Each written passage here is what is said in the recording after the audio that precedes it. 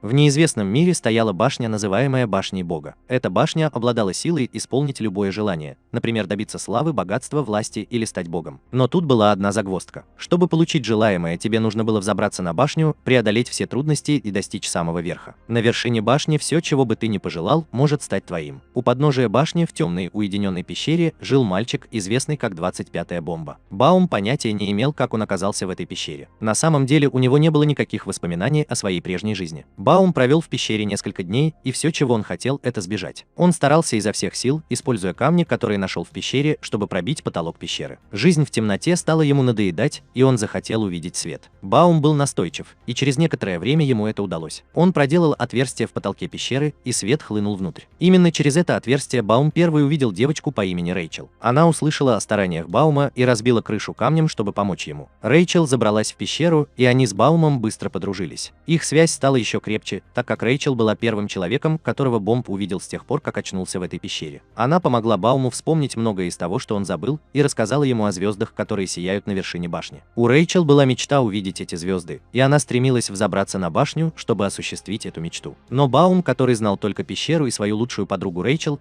хотел, чтобы она осталась с ним навсегда. В один судьбоносный день Рэйчел приняла решение уйти и побежала ко входу в башню, полной решимости осуществить свою мечту увидеть звезды. Бомба побежал за ней, отчаянно пытаясь помешать ей уйти от него. Он догнал ее и спросил, куда она направляется. Рэйчел извинилась и объяснила, что ей пришлось оставить его, потому что она твердо решила взобраться на башню. В этот момент Рэйчел окутала сияние, и она начала исчезать. Одновременно с этим двери башни распахнулись, и массивная сильная рука протянулась к Бонду. Движимый своей одержимостью Рэйчел, Бонд каким-то образом тоже сумел проникнуть в башню. Он очнулся в огромном коридоре и столкнулся лицом к лицу со стражем башни. Тот, казалось, был рад появлению Баума. Баум был удивлен, что Хёден знает его имя, и подумал, что, возможно, Рэйчел сказала ему об этом. Баум срочно спросил, где Рэйчел, но Хёден прервал его, сказав, что все ответы, которые он ищет, находятся на вершине башни. Затем Гидон задал вопрос: согласился бы Баум пройти необходимый тест, чтобы подняться на башню и найти то, что он искал? Баум был полон решимости найти Рэйчел и сделал бы все, чтобы вернуть ее обратно. Ему было невыносимо видеть, как она уходит. Затем Хёден переделал комнату и показал клетку за бомбой. Хёден объяснил правила. Чтобы пройти испытание, Бомба должен был войти в гигантскую клетку и разбить большой шар внутри нее, избегая при этом атак бронированного стального угря, также находящегося внутри клетки. Если ему это удастся, он пройдет испытание и перейдет на следующий этаж башни, чтобы продолжить свои поиски. В лоб он предупредил Бомбу, что испытание было чрезвычайно трудным и что он может уйти прямо сейчас. Башня была опасной, и такой слабый человек, как Бомб, мог лишиться жизни, пытаясь это сделать. Однако Бомб не обратил внимания на слова Хёдена и бросился к клетке. Но как раз в тот момент, когда он собирался войти, девочка остановила его, ударив ногой в лицо. Девочка по имени Юрий и мальчик по имени Эван начали говорить на странном языке, который Бомба не мог понять. Но не волнуйся, у Эвана был специальный шарик под названием «Карман», который превращал их слова во что-то непонятное Бомбу. Они сказали, что Бомб был нерегулярным игроком, а это означало, что он пришел в башню совершенно один, в отличие от других обычных людей. Бомб отправился в это путешествие, чтобы найти свою подругу Рэйчел, и именно поэтому он оказался в башне. Хёден зашел к ним и выяснил, что Юри была принцессой Захарда. Она представилась сама и Эван. Хёден предупредил Юри, что если главный босс башни Захард узнает, что она помогает бомбить, то будут большие неприятности. Юри подумала, что это испытание слишком сложное для новичка, и она сказала, что даже людям с 20-го этажа придется нелегко. Но Хёден сказал, что бомба была необычной, а Юри думал, что она безвредна. Эван сражался точно так же. У Хёдена появилась идея. Он сказал Юри, что если она так сильно хочет помочь Бомбу, то должна одолжить ему особый меч под названием Черный Марш. Он был частью легендарного набора мечей в башне. Но Эван не был слишком уверен в этой идее, поскольку предполагалось, что им могут пользоваться только принцессы. Непоседа в конце концов согласился и передал Черный Марш Бауму. Она сказала, что сделала это, потому что у него было красивое лицо. Баум взял меч и вошел в клетку, где на него напал гигантский угорь. Баум попытался сразиться с угрем мечом, но у него возникли некоторые проблемы, когда угорь съел его, а бомба повредила его изнутри. Ему удалось убежать от угря и сосредоточиться на мече. Баум все пытался разбить черную сферу, надеясь на чудо. Но угорь вернулся и напал на него. Эван крикнул Бауму, чтобы тот обратился за помощью к Черному Маршу. Эри сказала, что меч ее не послушает, так что это не поможет. Но Баум поговорил с мечом, и тот засветился. Дух меча поговорил с ним и согласился помочь, потому что он был милым. С помощью силы Черного Марша бомба победила угря, разбила сферу и переместилась на следующий этаж. Ты снова попытался последовать за ней, но Хёден остановил ее и убил угря своим посохом. Так вот, Баум оказался на втором этаже, и там произошла большая битва, в которой участвовало около 400 человек. Это люди. Это было намного лучше, чем темный и жуткий предыдущий этаж. Баум был поражен, но у него не было времени насладиться этим зрелищем. Голос из плавучего черного куба, называемого маяком, сказал, что они должны сражаться до тех пор, пока не останется только 200 человек, чтобы двигаться дальше. Испытание началось, и Баум использовал свой меч, чтобы защититься от тех, кто пытался его ударить. Но затем он столкнулся с большим многоглазым существом. Он попал в беду, когда к ним подошли два новых человека, Кунегры и Рек Рейд Фрейзер. Рек хотел поохотиться на бомбу, а Куна заинтересовал меч Черного Марша. Рек действительно хотел сразиться с бомбой, потому что считал его своей добычей. Бомб посмотрел на своих соперников и увидел, что Рак целится копьем прямо ему в голову. Кун недоумевал, почему такой говорящий аллигатор, как Рек, может быть таким ценным. Баум увидел возможность сбежать и немного подвинулся. Кун подразнил Река, спросив, был ли он домашним животным бомбы,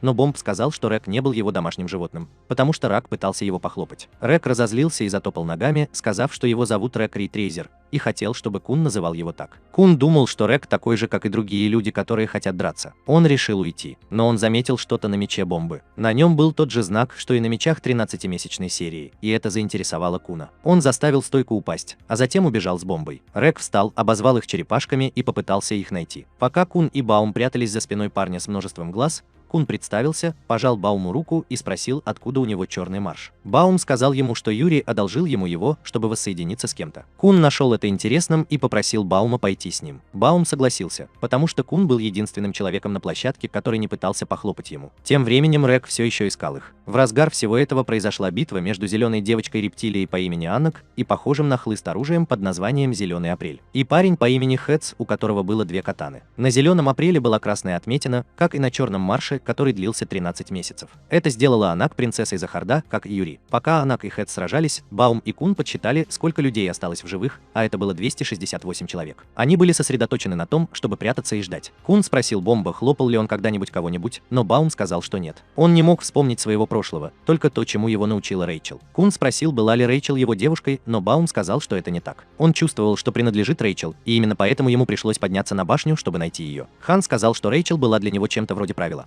Баум не знал, что это значит, но они пожали друг другу руки, чтобы стать союзниками. Бауму понравилась идея иметь кого-то на своей стороне. Драка между Анаком и Хэтсом закончилась в ничью, потому что они оба были действительно сильны. Потом они встретили парня по имени Шибису, и все они решили объединиться. Кун рассказал Бомбу кое-что важное. Он сказал, что бомжу не следует придерживаться правил башни. Он должен установить свои собственные правила. Хун также подумал, что если принцесса Захарда, такая как Юри, заинтересована в бомже, то стоит поверить и в него. Но знаешь что? Внезапно появился Рак и попытался напасть на них. Однако время вышло, и 200 участников для следующего этапа уже были выбраны. Диктор сказал, что любой, кто нападет после объявления, будет дисквалифицирован. Затем диктор дал им 5 минут на то, чтобы сформировать команды по 3 человека. Если бы у них не было команды, они бы тоже были дисквалифицированы. Так что Бомба и Хун попытались объединиться с Реком, но он сказал нет. Он хотел преследовать их как свою добычу. Хун сказал Реку, что он хлопнет его и найдет другого союзника. Хун даже приготовился драться с Реком, достав нож из своего портфеля. Но Баум решил сразиться с Реком в одиночку, не используя свой меч. Он бросил свой меч и попросил Река поохотиться на него таким, какой он есть, не сопротивляясь. Это заставило Река на мгновение задуматься. Хун пытался убедить Река заключить союз, но Рек ударил его копьем и сказал, что ему это не интересно. Когда время вышло, Хун взобрался наверх и схватил Река за шею. Бомба присоединился к нему, подняв свой меч и уклоняясь от одной из атак Река. Их перенесли на 3-й этаж, а Рек все еще хотел сразиться с Бомбой. Но Бомба отказался драться со своим новым товарищем по команде. Хун сказал Реку, что Бомбу опасно использовать меч, потому что многие люди захотят охотиться за ним из-за этого. Двое участников начали драться, но экзаменатор по имени Лёра Роу остановил их. Экзаменаторы были очень сильными и уже поднимались на башню раньше. Лёра Роу сказал, что там было слишком много постоянных посетителей, и некоторых нужно было устранить. Он использовал что-то под названием Шинсу, чтобы создать большой барьер из воды. Участники должны были преодолеть его, чтобы двигаться дальше. Кун задавался вопросом, сможет ли Бомба это сделать. Но Бомба удивил всех тем, что его не отбросило назад водой. Он все еще стоял на другом берегу. Лёра Роу был поражен и сказал Бомбу, что он уже прошел испытание. Затем Лёра Роу заключил пари с Бомбой на то, кто преодолеет барьер первым. Проигравший должен был ответить на вопрос победителя. Баум хотел разузнать что-нибудь о Рэйчел. Лёра Роу и Баум оба выбрали Аннак своей чемпионкой. Она первой преодолела барьер, за ней последовал ее партнер Хэтс. Другому ее партнеру Шибису пришлось нелегко. Лёра Роу объявил бета-тест, что было довольно круто, так как он был ранкером. Лёра Роу согласился ответить на вопрос Бомбы, но он не знал, узнал о девочке с веснушками по имени Рэйчел. Бомба спросил о нарушителях закона, и Лёра Роу объяснил, что это люди, которые не следуют правилам башни. Башня состояла из 3 частей, и казалось, что Бомба и Рэйчел не происходили ни из одной из этих частей. Затем один участник расстроился и сказал, что его не дисквалифицируют из-за какой-то водной преграды. Так вот, Лёра Роу использовал шинцу, чтобы заставить парня замолчать и выйти из теста. Лёра Роу вернулся в Бом, а остальные участники смогли пройти тест. Они перешли к тесту «Красная дверь» на 3-м этаже. Перед началом теста Кун задумался о своем прошлом. Как его предали и изгнали за то, что он доверился кому-то. Он вспомнил слова своей матери о том, что никому нельзя доверять. Когда он смотрел на небо, Баум подошел и спросил, не слишком ли яркий потолок. Но Кун сказал ему, что никакого потолка нет, это небо. Баум никогда раньше не видел неба, и это его удивило. Баум спросил, можно ли ночью увидеть звезды на небе, потому что Рэйчел хотела увидеть звезды, когда поднималась на башню. Хан объяснил, что звезды – это всего лишь легенда, потому что небо было создано силой Шинцу, и это было нереально. Это немного обеспокоило Бомбу, когда он подумал о том, почему Рэйчел взбиралась на башню без него. Когда началось испытание, команды завсегдатаев вышли в коридор, чтобы продолжить испытание у красной двери. Когда вошла следующая команда, они услышали крики. Баум, Кун и Рэк сидели и ждали своей очереди. Пока они ждали, к ним подошел парень, похожий на воздушный шарик, и сказал, что у него есть ключ к разгадке теста. Баум спросил, что это было, и парень упомянул, что группы, которые проходили мимо менее чем за 5 минут, не кричали. Он подумал, что, возможно, существует ограничение по времени. Кун не был уверен в теории парня и спросил, зачем ему делиться ею с незнакомцами. Парень рассказал о прошлом Куна и о том, как его бросила семья Кун. Кун разозлился и вытащил нож. Мама попыталась остановить его, но Рак встал, готовый драться. Кун отступил назад, чтобы избежать драки в приемной. Тогда настала их очередь приступить к тестированию. Они вошли в комнату с гигантскими часами, и перед ними появились красные двери. Парень по имени Юхан объяснил суть теста. Чтобы пройти, им нужно было открыть нужную дверь, но они могли выбрать только одну дверь, и у них было 10 минут. Юхан не давал им никаких подсказок. Кун проанализировал ситуацию, думая о том, какой может быть правильная дверь. Рэк хаотично метался по комнате, и Баум пытался его успокоить. Кун пытался сосредоточиться, но так и не смог найти решение. Кун вспомнил предупреждение своей матери о том, что никому нельзя доверять, и постарался забыть подсказку от парня с воздушными шариками. Он также подумал о девушке по имени Мария, которая предала его, став принцессой Захара. Он никому не мог доверять. Прошло 4 минуты, а Кун все еще думал. Как раз перед 5-минутной отметкой Рак, повинуясь инстинкту, пинком открыл дверь, и они прошли испытание. Юхан поздравил их и объяснил, что им просто нужно было открыть любую дверь до истечения 5 минут. Юхан знал о прошлом Куна и упомянул о том, как Мария травмировала его, сделав из него человека, который никогда не принимал решений, если не был абсолютно уверен. Он также сказал, что Куну нужны компаньоны, которые могли бы принимать инстинктивные решения, как Рэк, и защищать те глаза, которые не ведают сомнений, имея в виду Баума. Кун ушел, ничего не сказав, и Юхан попрощался с ним, намекнув, что ему известно, что было в портфеле Куна. После этого другие группы также прошли тест, в том числе одна с парнем по имени Фансикл Лаура, который всегда спит, и другая с Анаком. Баум пытался расспросить Куна о Марии, но Кун не захотел об этом говорить. На нижних этажах все еще продолжались тесты,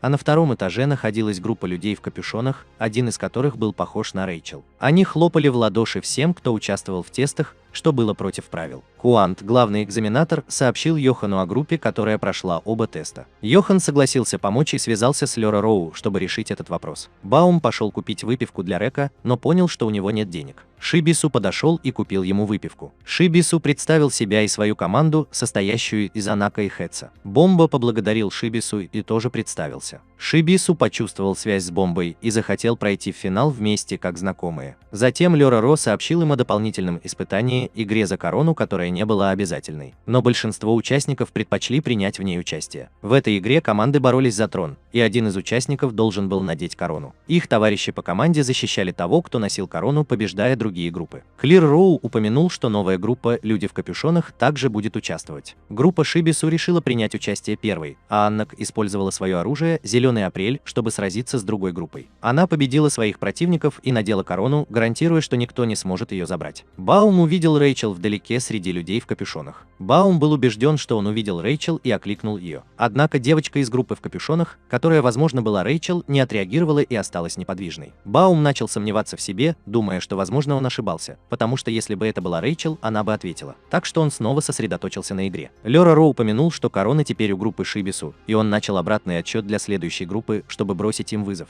Рэк хотел пойти следующим, но Кун посоветовал подождать, чтобы сделать лучший ход. Обратный отсчет закончился, и в игру вступили еще две группы. Случайная группа из группы Лауры, Патс и Шибису разделились, чтобы защитить Анак и Корону. Патс управлял случайной группой, в то время как Шибису сражался с командой Лауры. Лаура, которая обычно спала, проснулась и напала на Анак, используя Шинсу, чем разозлила ее. Анак уклонилась от атак и использовала свое зеленое яблоко, чтобы противостоять группе Лауры, что вызвало странную реакцию Черного Марша. Енох заметила влияние Черного Марша и остановила ее атаку, в результате чего группа Лауры решила выйти из игры. Аннак уничтожила их ячейку и выступила против Бомбы, требуя проведения Черного Марша. Бомба отказалась, и Анак попыталась забрать его силой, но была остановлена Лёра Роу, который дисквалифицировал ее за то, что она покинула трон. Анак предложил Бауму пари. Если он выиграет испытание, она отдаст ему свой меч, а если выиграет, то возьмет Черный Марш. Баум неохотно согласился, и испытание возобновилось. Испытание продолжалось, и в бой вступало все больше групп. Кун ухитрился взять корону и положить ее в свой портфель. Он бросил вызов другим группам, чтобы те попытались отобрать ее у него, используя свой портфель для самозащиты. После серии уверток и маневров, Кун достал поддельную корону и надел настоящую на голову Бомбы, который сидел на троне. В этот момент группа людей в капюшонах во главе с Рэйчел решила действовать. Рэйчел открыла свое лицо, а ее товарищ по команде и Дорси, еще одна принцесса Захарда, приготовились уничтожить всех участников.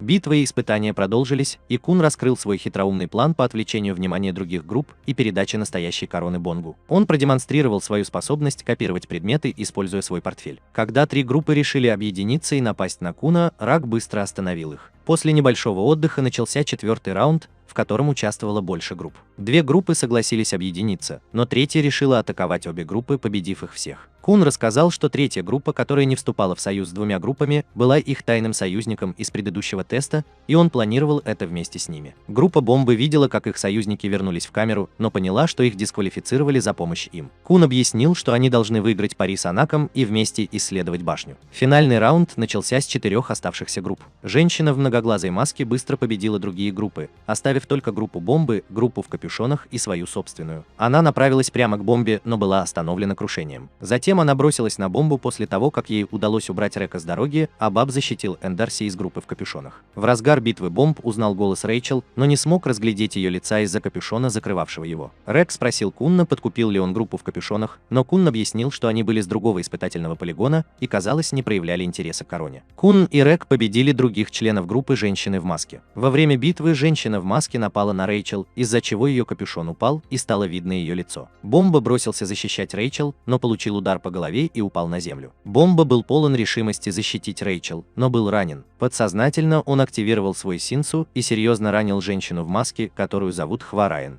Затем Баум попытался нанести последний удар Черным Маршем, но тот остановил его, заморозив время и проявившись в своей женской форме. Черный Марш сказал Бауму успокоиться и наслаждаться воссоединением с Рэйчел. Она поцеловала его в щеку, отчего он потерял сознание. Позже Юрий отчаянно искал способ добраться до Бомбы на испытательном полигоне. Эван прокомментировал настойчивость Юрия, и их прервал крупный мужчина по имени Кертин, который упомянул безопасное место для продвижения. Юрий согласился с тем, что им следует переехать, и Кертин поинтересовался, так ли важен новичок Бомба. Юрий только сказал, что когда Кертин увидит Бомба, он все поймет, поскольку мальчик обладает огромной силой. Тем временем, вернувшись на испытательный полигон, Бомб все еще лежал без сознания на носилках, а Кун заботился о нем. Лёра Роу подошел к Юхану, чтобы объяснить, что произошло во время теста. Игра в корону закончилась хаосом, а корона была уничтожена бомбами Шинсу. Лёра Роу спросил Юхана, зачем он организовал эту игру. Юхан объяснил, что это произошло из-за ошибки, допущенной Квантом, и его целью было помочь группе в капюшонах продвинуться вперед так, чтобы Евангелель не заметил другие группы. Лёра Роу заметил, что группа в капюшонах полностью проигнорировала корону, и заподозрил, что одна из девушек в этой группе, похоже, знала одну из девушек в капюшонах, испытуемых, что противоречило правилам Гедона. Юхан напомнил Лёра Роу, что они проводили тесты, чтобы изгнать опасные идеи или силы из башни. Он спросил, нашли ли они кого-нибудь подобного, и Лёра Роу ответил, что нет. Юхан верил, что организация игры корона того стоила. Лёра Роу решил уйти, но перед этим он спросил Юхана о том, как управлять Шинсу без заключения контракта с администратором. Юхан признал, что это противоречит законам башни, но упомянул нелегала по имени Урёк Мазина, который мог бы это сделать. Когда Лёра Роу позже шел по коридору, он понял, что Юхан уклонился от ответа на этот вопрос, потому что казалось, что Бомба не контролировал Шинсу, он был самим Шинсу, что создавало явную проблему – опасность для башни. Вернувшись в свою комнату, Бомб все еще спал, и Кун поговорил с ним, убеждая его поскорее проснуться, потому что на следующий день будет еще одно испытание. И Баум будет дисквалифицирован, если он не проснется и не примет в нем участие. Рэйчел прервала их, попросив Куна об одолжении. Пока Баум оставался без сознания, Рэйчел поговорила с Куном о том, как бомба преследовала ее, когда она впервые упомянула о своем намерении взобраться на башню. Она и представить себе не могла, что они снова встретятся. Вот почему она попросила Куна зажечь бомбу, когда он проснется, заставив его усомниться в том, действительно ли он видел Рэйчел. Рэйчел хотела избежать проблем между ними, полагая, что когда они вместе, они становятся обузой друг для друга. Кун думал, что Рэйчел ведет себя эгоистично, потому что Бомб действительно хотел быть с ней. Пока это происходило, Анак держал черный марш и отдал его Шибису, сказав ему общаться с мечом, потому что он не разговаривает с женщинами. Шибису пытался поговорить с мечом, но тот отверг его за то, что он недостаточно красив. Оказалось, что черному маршу нравятся только красивые мужчины. Анак ушел с мечом. И как только она это сделала, Эндарси встретила ее и продолжила своим снисходительным тоном, который она начала во время игры за корону. И Дорси объяснила, что черный марш принадлежит Юри, единственной принцессе, выбранной в прошлом году. 500 лет, чтобы получить один из мечей серии 13 месяцев. Она предупредила Нанака, чтобы он передумал оставлять меч, в очередной раз назвав ее самозванкой. В другой комнате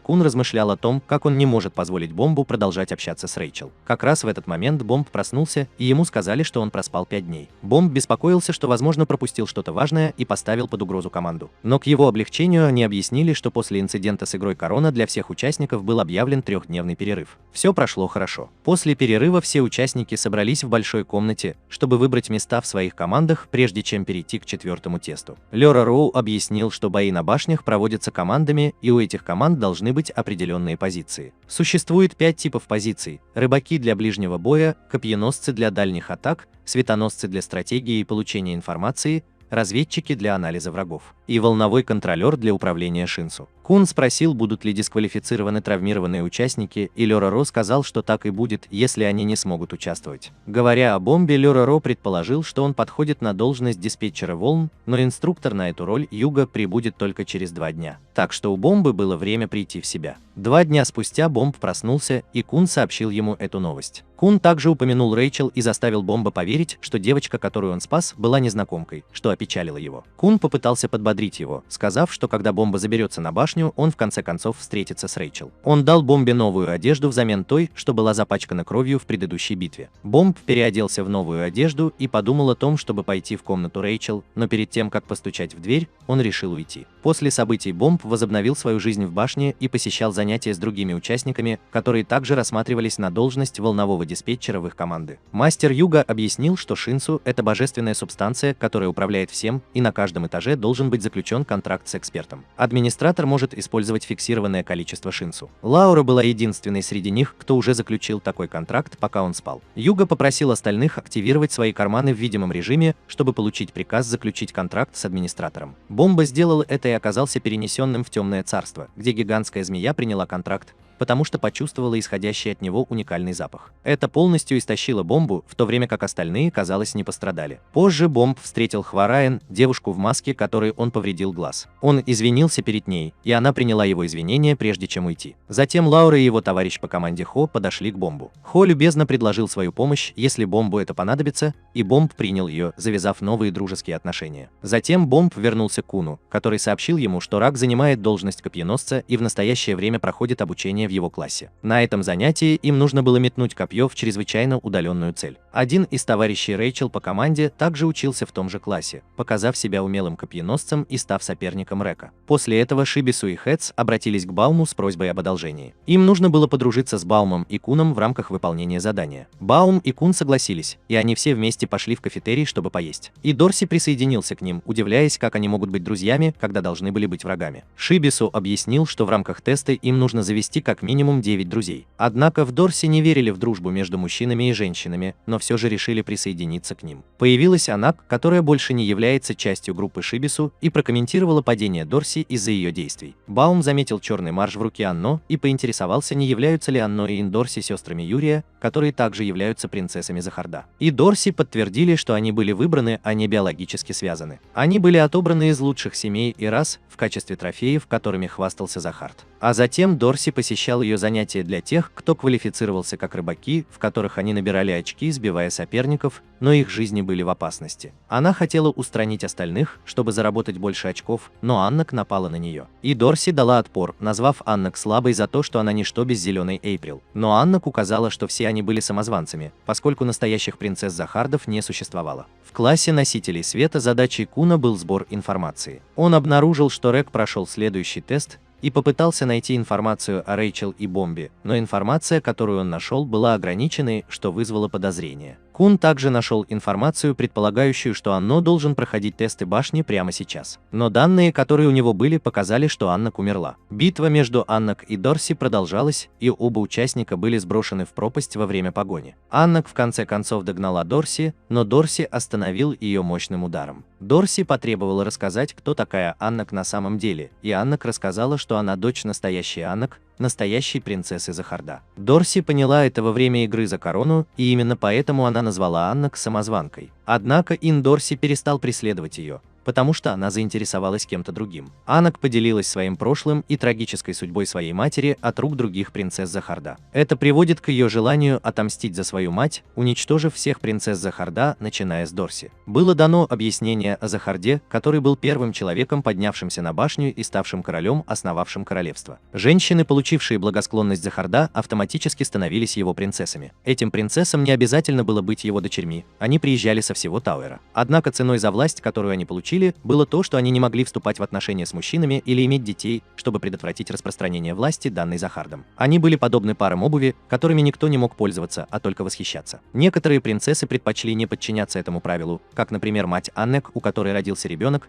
и из-за этого другие принцессы ее исключили. Вот почему Аннек хотела отомстить за свою мать другим принцессам. После этого объяснения битва между Анной и Дорси продолжилась. Дорси уклонилась от всех атак Аннек и упомянула, что мать Аннек совершила серьезную ошибку, потому что не смогла использовать данную ей силу. Аннак пришла в ярость и сумела подобраться достаточно близко к Ин Дорси, чтобы сломить ее бдительность и столкнуть Ин Дорси с края пропасти, но Ин Дорси схватила Аннак и тоже потянула ее вниз, положив конец испытаниям. В глубине платформы оба были еще живы и начали спорить. Дорси спросила Данак, сожалела ли когда-нибудь ее мать, которая хорошо относилась к ней после того, как она стала принцессой. Аннек сказала ей нет, вспомнив тот момент, когда она попрощалась со своей матерью перед тем, как ей захлопали в ладоши. В классе Бомбы они произносили какое-то заклинание, используя шинцу в рамках подготовки к предстоящим отборочным тестам. Хо, который считал себя выше Бомба, заметил, что не может контролировать свои синцу, в то время как Бомб продолжал быстро совершенствоваться. Лаура научила Бомба контролировать свои синцу в обмен на услугу. Кун пришел и ушел с Бомбой, заставив Хо завидовать Бомбу. Кун рассказал Бауму о драке между Аннаком и Дорси, которые оба были тяжело ранены, предположив, что они, вероятно, поссорились из-за своих сложных отношений. Прибыли Шибису и Хэц, и Баум попросил Куна помочь Шибису, потому что Баум считал его своим другом. В больнице в Дорси у нее была сломана нога, и она упомянула, что у нее закончились очки из-за медицинских расходов. Баум и Хэц навещали ее, приносили ей еду, но давали ее только в том случае, если она соглашалась подружиться с Хэц и Шибису, с условием, что они будут обеспечивать ее всем необходимым, с ежедневным питанием. И Дорси согласился. Баум и Хэц попытались заключить аналогичную сделку с Аннек, которая сначала отказалась, но ее убедил пирог с курицей. Баум, Хэц, Кун и Шибису отпраздновали успех своего плана. Позже на занятиях по шинцу Хо все еще завидовал внезапным успехам Баума и подозревал, что он, возможно, что-то скрывает. После их тренировки Хо получил письмо с инструкциями о том, что ему нужно сделать, чтобы достичь вершины башни. У Лёра Роу была встреча с Юханом, который сказал ему, что он не будет отвечать за следующий тест и его заменит Квант. Лёра Роу принял это решение, хотя и счел его странным. Позже Лёра Роу собрал всех участников, чтобы рассказать о следующем тесте, который назывался совместный тест и включал в себя погоню за пятнашками. Рек и напарник Рэйчел не участвовали в нем, потому что они были единственными, кто прошел предыдущий тест. Участники были разделены на две команды, и Кун понял, что он был в команде А, в то время как Бомба был в команде Б. В тесте участвовали два преследователя, один из которых был Квант. Наша цель состояла в том, чтобы создать команды, которые достигнут конечной цели или украдут эмблему Квент. Команда-победитель получит очки, но они проиграют, если Квент заберет их эмблему. Участников отвели в круглое здание, где проходил тест, и там уже был Тима. Кун выступил в роли их лидера, объяснив свой план по заманиванию Кванта. Они использовали Шибису в качестве приманки, и пока ждали, им удалось привлечь Кванта, который подыграл им. У Тимы была Аннак, и она попыталась украсть эмблему Кванта, но Квант увернулся от ее засады, чем очень разозлил его. Вот почему Лёра Роу хотел быть главным в этом испытании, потому что Квант разозлился и потерял контроль. контроль. К удивлению Лёра Роу, Квант сдержался и дал участникам преимущество в 111,2 балла, прежде чем догнать их. У Лёра Роу были сомнения, но Юхан верил, что у Куна был более продуманный план. В команде Б Баум был полон решимости найти Рэйчел, которая использовала имя Мишель, чтобы скрыть свою личность. И Дорси сообщила Бауму, что Рэйчел уже ушла, и когда он спросил почему, и Дорси выбрала ее в свою группу, она объяснила, что это был единственный вариант. Вернувшись в Темею, они продолжали бежать к мосту, надеясь выиграть испытание. Кун знал, что Квант не облегчит им задачу, и Квант, закончив считать, начал преследовать их. Кун организовал команду. Аннак села в лифт, и ей потребовалось 10 минут, чтобы добраться до моста. Остальные члены команды должны были занять Квана как минимум на 5 минут. Когда Квант начал подниматься по лестнице, команда устроила засаду. Кван понял план и решил преподать им урок. Он использовал невероятную скорость и тени, чтобы победить участников на лестнице в течение минуты. Аник вышла из лифта в сопровождении своей группы. Призрак быстро догнал ее, так как остальные потерпели поражение. Шибису предложил разбудить Лауру, чтобы помочь им, но Кун сомневался, что Лаура поможет, так как он уже практически прошел испытание. Лёра Роу наблюдал за ситуацией и предположил, что они уже проиграли, потому что Квант приближался к Анаку. Зная, к какому выходу они направляются, Рэк предупредил Лёра Роу, чтобы тот не недооценивал Куна. Лёра Роу рассматривал возможность того, что Кун скопировал эмблему со своего портфеля, чтобы запутать Кванта. Однако Юхан объяснил, что эмблемы были изменены с помощью Шинсу и не могли быть скопированы. Шибису и еще двое пытались остановить Кванта, но были легко побеждены. Куону сообщили, что они потеряли Кванта из виду. Квант добрался до моста, куда направлялась она, но столкнулся с Куоном. Квант спросил об Анак, и Куон сказал ему, что она прыгнула к нижнему выходу. Однако Кван ему не поверил. Куон утверждал, что Анак бежала к выходу. Чтобы обмануть Кванта, Анак спрятался внутри синего куба, называемого маяком, которым управляет Куон. Куон пытался обманом заставить Квана спрыгнуть с моста. Квант понял, что Куон что-то скрывает,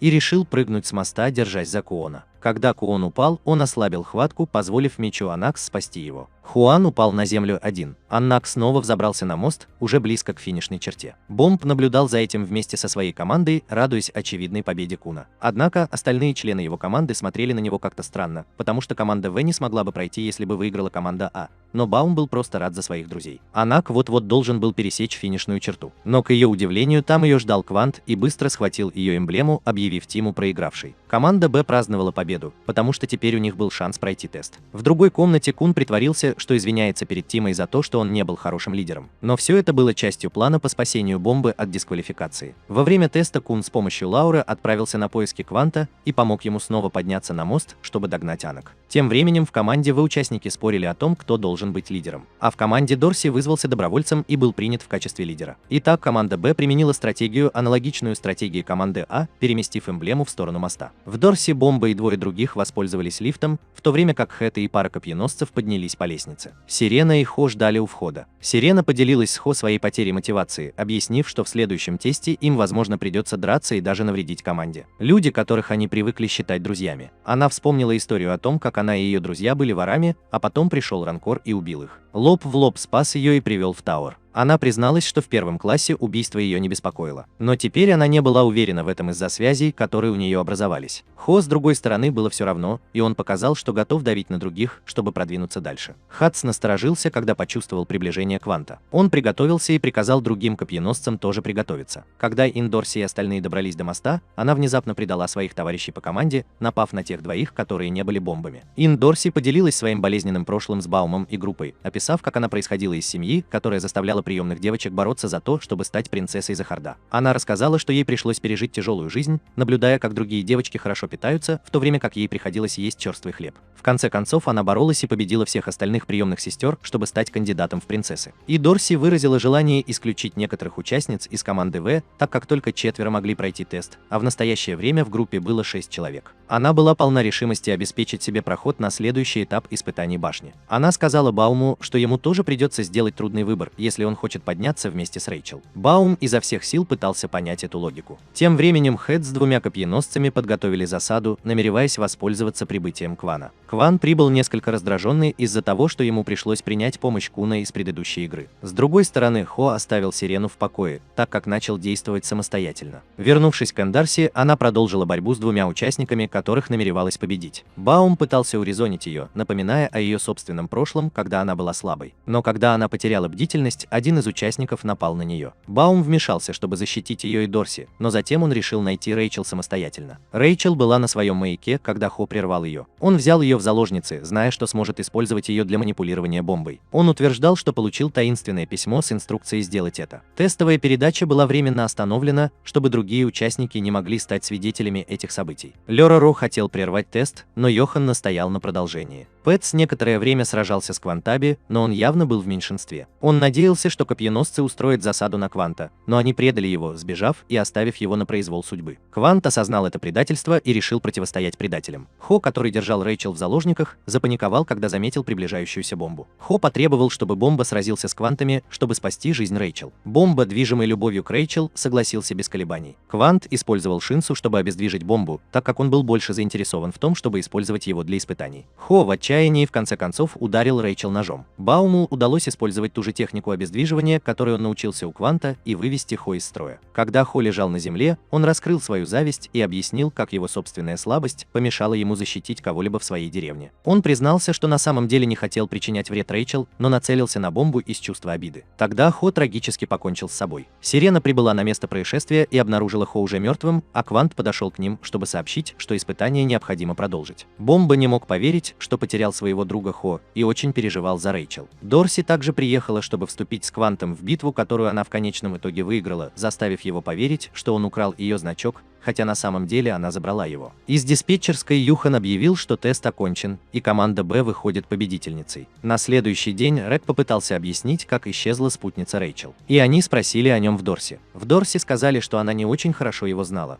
потому что он всегда был тихим, а когда она нашла его, он уже был с Рэйчел. Енот вернулся в свою комнату, размышляя о том факте, что только 2 волновых контроллера пройдут тест, имея в виду положение бомбы. Он понял, что Лора скорее всего пройдет квалификацию, и что все, что он делал, было сделано для того, чтобы Бомба заработал достаточно очков для прохождения теста. Это включало в себя убеждение Лоры помочь с его планом и замену оригинального письма, которое Хо получил, на другое. Немного позже, когда Кун отдыхал в своей комнате, его прервал Рэк, который позвал его к двери. Кун открыл ее и обнаружил миниатюрную стойку, которая дразнила его. Стойка объяснил, что это вина Юхана, потому что он столкнулся с ним в коридоре и назвал его крошечным карликом. Но к тому времени, когда он понял, кто он такой, Стойка уже стал карликом. Стойка попросил Куна помочь ему вырасти снова, используя свой волшебный портфель. Но Кун сказал ему, что у него нет такой функции. Затем Стойка решил досадить Бомбу, но Кун посоветовал ему не делать этого, так как почувствовал, что Бомба не собирается продолжать взбираться на башню. Единственной мотивацией Баума была Рэйчел, и теперь, когда она была в коме, он мог бы остаться с ней. Рэку было все равно, и он сказал, что возьмет Бомбу с собой, если понадобится. Я спросил Куна, не хочет ли он, чтобы Бомба застряла там надолго. Кун признался, что ничего не может сделать, но Рэк настаивал на том, что он может это сделать. Когда Рэк уже собирался уходить, появился Бомб и сообщил им, что Рэйчел больше не может ходить из-за своей раны. Он решил продолжить восхождение на башню и стать ногами Рэйчел. Бомбу не волновало ни достижение вершины башни, ни звезд.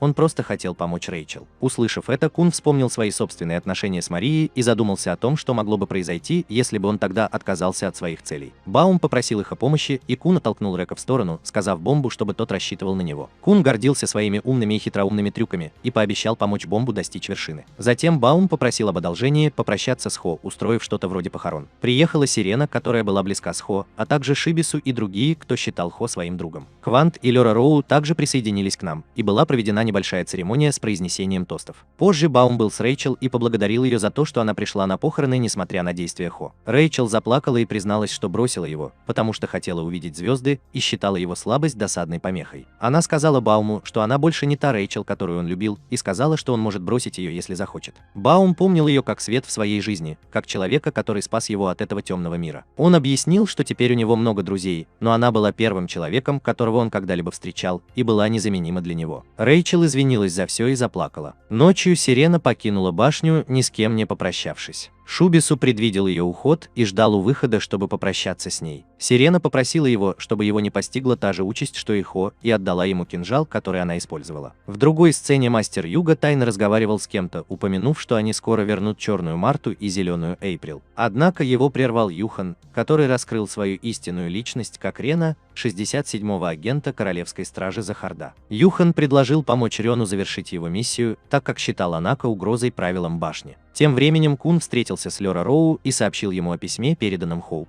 Он объяснил, что письмо было доставлено до того, как команды были сформированы, что указывает на то, что отправитель знал позиции участников. В частности, что Баум и Рэйчел были в одной команде. Это означало, что источником письма, скорее всего, был один из организаторов тестирования. Позже Лёра Роу разыскал Юхана, чтобы объявить об успешных участниках. В следующем зале они объявили кандидатов, прошедших отбор по классам. Рыбаки, копьеносцы, скауты и волновые контролеры, которые прошли квалификацию. Рэйчел также была включена в список носителей света, но из-за полученных травм она была дисквалифицирована. Когда один из участников пожаловался на результаты, Юхан подверг его тесту на переносимость боли. Енот, который был смелым и уверенным в себе, выразил свое недовольство, и его вызвали вперед. Он попросил Рэйчел принять участие в финальном тестировании, но Йохан объяснил, что из-за ее состояния это невозможно. Баум решил высказаться, представив себя нелегалом. Йохан попросил Баума сопровождать его куда-нибудь. Пока остальные обсуждали свое решение сотрудничать с Бомбой, Бомбу сопровождал Йохан. Большинство решило помочь Бомбу. Пока они ждали его возвращения, Бомб предстал перед администратором и попросил разрешения для Рэйчел продолжить участие в тестах. Когда Бомб и Рэйчел вошли в пузырь Шинсу, они поняли, что являются добычей в тесте подводная охота. Остальные стали охотниками. Дельфины, похожие на тюленей, раз в день ловили рыбу для своей королевы, создавая сеть Шинсу. Бомба и пузырь Рэйчел должны были попасть в эту сеть, а затем королева выплюнула их, что означало бы, что они прошли испытание. Задача охотника состояла в том, чтобы защитить рыбу, собранную дельфинами в сети, от гоблинов, которые используют червеобразных существ в качестве пылесосов.